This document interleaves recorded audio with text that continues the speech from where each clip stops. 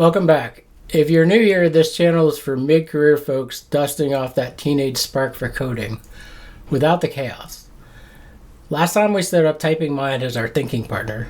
Today we're meeting the other half of our home base, Notion. Think of Notion as your digital workbench. It holds your ideas, your try this later prompts, your early projects, and the little steps that actually make progress happen. We're not doing a click every button tour. This is a high-level look at what Notion's good at, how it becomes your creative lab, and how to lean on AI when you get stuck. In the next video, we'll build a tiny working system together. That'll be our MVP hub, so you can follow along and get moving. And MVP, if you don't know, it's minimal viable product. And by the end of that video, you'll know exactly where Notion fits in your journey, whether you're retired and curious, counting down to retirement, or still deep in the 9-to-5 and ready to show real AI chops at work. What Notion actually is and why it matters. Let's demystify it. Notion is three things rolled into one. A notebook where you can jot notes, paste links, drop screenshots, easy stuff. A wiki where you can create pages like Python basics or app ideas and link them together, and a lightweight database where you can have tables, boards, calendars that track your tasks and your projects and your learning. So now we're in Notion, and let's talk a little bit about it. Notion is built from blocks. So a block is a paragraph, a to-do, which is an actual thing in Notion. An image, okay, we can import an image or pick an image from the database. It could also be a toggle, and we could toggle a list, which would be like a bulleted list, or we can have a heading with a bulleted list. And pages can live inside of pages. So here I have just a page, and I want a new page. And when I put a page inside of a page, you see I've got new page and new page. Now that's kind of hard to keep track of, but I've got new page on the outside, and if I expand it, here's my second new page. So we'll call this one new page inside, okay?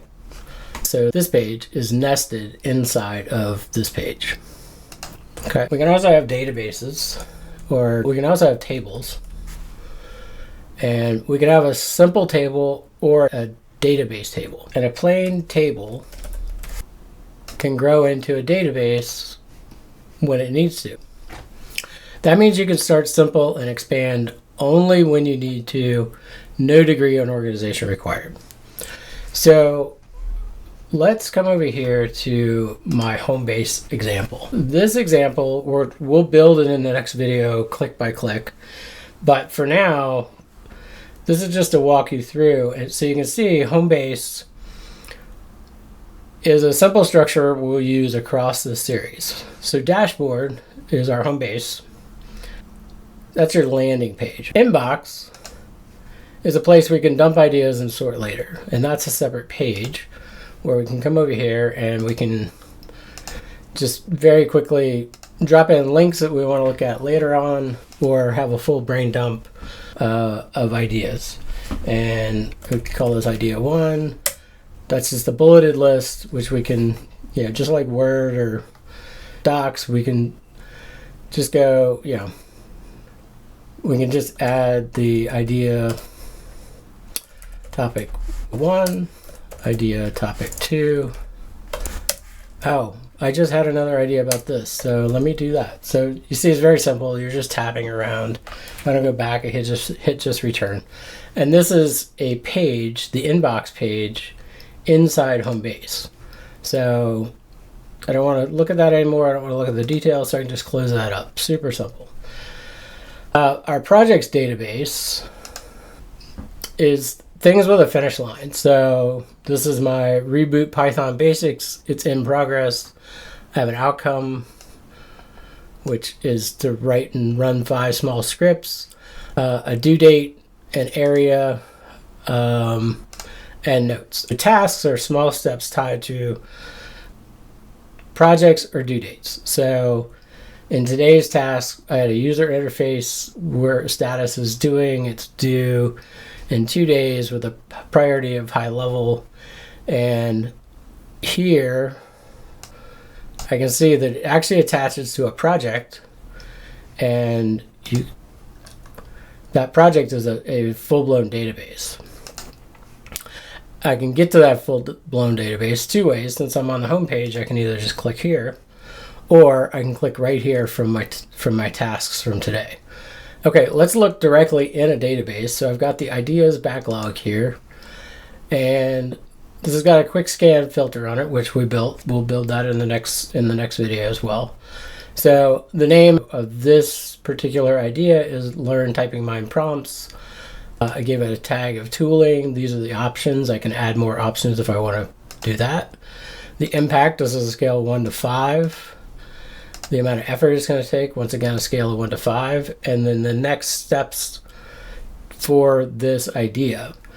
Then what we've done is the quick scan is actually a sort where we're able to say, okay, we want the highest impact and the lowest effort based on our 1 through 5.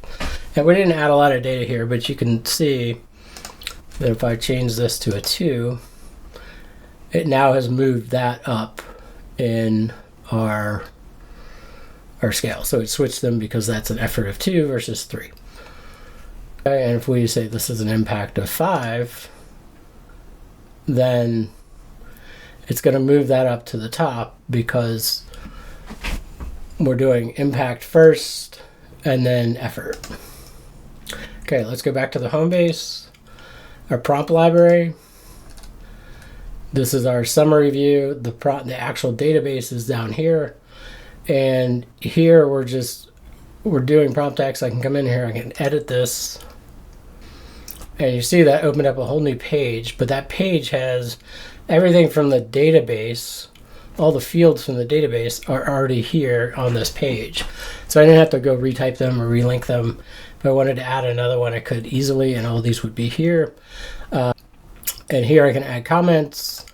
I can add any number of things. So if I'm ever trying to figure out how to put something in or what my options are, I just do a /, and it gives you all the different options. So you can see these are your basic blocks, like we talked about: text, heading, bullet list, number list, to-do list, toggle list, page, call out, quote.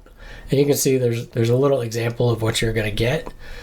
A table, divider, link to a page, Notion AI, which we'll cover down the road, different types of media that you could embed, the different database views, and now we have tables and graphs as well.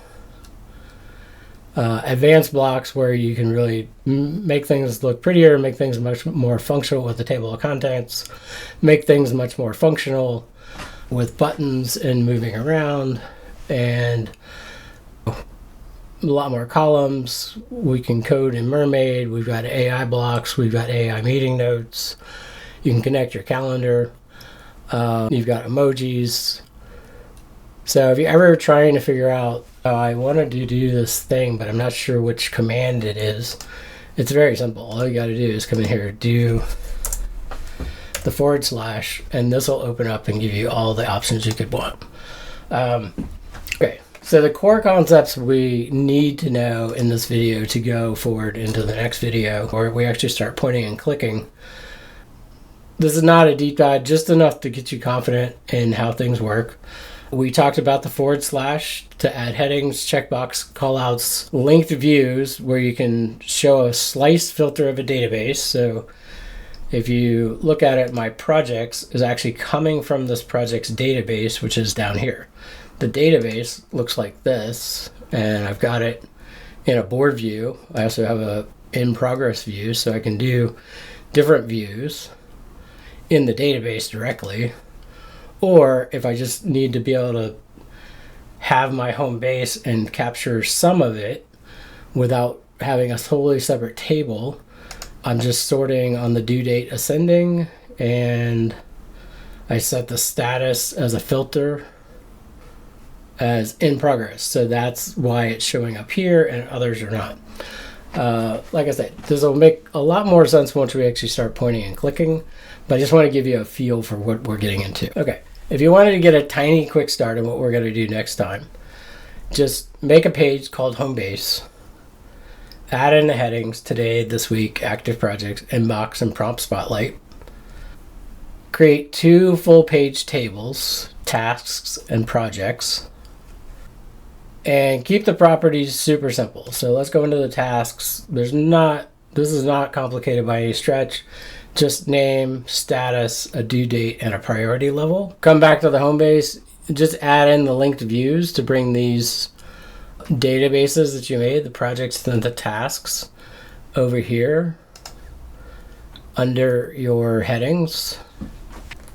And at that point, if you get that far with ChatGPT in this video, then you'll have done quite a bit. Then in the next video, when you watch it, you'll be able to see wherever we had some issues. This is not perfect by any stretch. This is my V1, and I certainly put some head scratches in and redo along the way. And probably by the time you see it again, it will probably be another rebuild, and I will make it even better.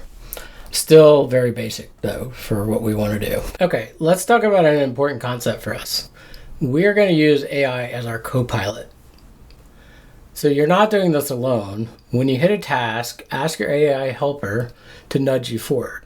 Keep it practical, like suggest 5 task priorities a returning coder should track in Notion and why. Turn these messy notes into a 2-week task plan with due dates, and then you paste in the notes. Write a 1-paragraph outcome and 5 steps for a simple budget tracking app. Write a 1-paragraph outcome and 5 steps for a simple budget tracker app. Draft a 5-item weekly review checklist for my Notion setup. So here's a habit that pays off. When a prompt works, paste it in your prompt library with the prompt text, tags, the tool you used, the use case, and a quick note about what made it work. Give it a rating 1 through 5, and that way later on we can surface the best ones. So mindset, organize for action, not perfection. Let's get some general guardrails so your Notion doesn't become a hobby that delays your goals. Start tiny. 1 dashboard, 1 tasks table, 1 projects table. Add an ideas and a prompt library when you feel the need. Capture first, organize later. Inbox is allowed to be messy on arrival. Pick a weekly review time, 15 to 20 minutes. What to move forward, what stuck. Add 1 next step. What's on deck for next week? Which prompts helped? Save and rate them. Name things clearly. Budget tracker, sketch features, beats thing number 7. Keep visuals light, minimal covers, readable zoom. Your future self will thank you. Backups once a month, absolutely. Export key databases, 2 minutes, big peace of mind. What you're not doing today, and that's coming next, we're not doing a button by button tour today on purpose. That'll be the next episode. We'll build your MVP hub, ideas, prompts, projects, tasks on one home base page, just like you see here. Clean and simple, ready for action. You'll see exactly how I turn messy notes into tasks with AI and how I save good prompts so they're always within reach. Comment questions we'll answer as we go. I made a bunch of databases and I'm overwhelmed. We'll prune ruthlessly next time. MVP means fewer parts, more momentum. Where did my page go? Quick find, which is Control P or Command P if you're on the Mac, is your best friend. Do I need Notion's paid plan? No, we're staying with free features for now. Notion is slow on my older laptop. Fewer big images, fewer tabs, keep it lean. That's your high-level tour. That's your high-level tour. Notion can be your creative hub, even if you've never used it. When you keep it small and focused, pair it with your AI helper, and you don't need to know every button. You just need to know the next step. Next up, we'll build the MVP hub together. Ideas, prompts, projects, and tasks wired into one dashboard. And if this helped, drop a comment with 1 prompt you'd like me to try on camera. Bifocals optional, curiosity required.